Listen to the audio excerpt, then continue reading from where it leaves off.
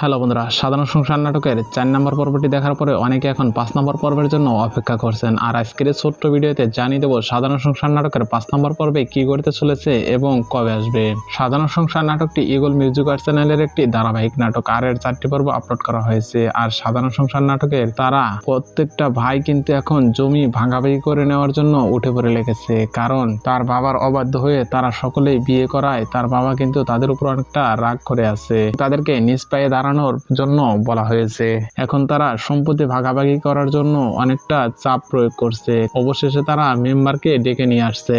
তারা কিন্তু জমিগুলো নিজে থেকে ভাগ করে নিয়ে তারা চাষাবাদ করার জন্য রেডি হচ্ছে। কি করতে চলেছে সাধারণ সংসার নাটকের 5 নম্বর পর্বে, তাদের ভাইয়ে ভাইয়ে কি আবার নতুন করে বিরোধের সৃষ্টি হবে?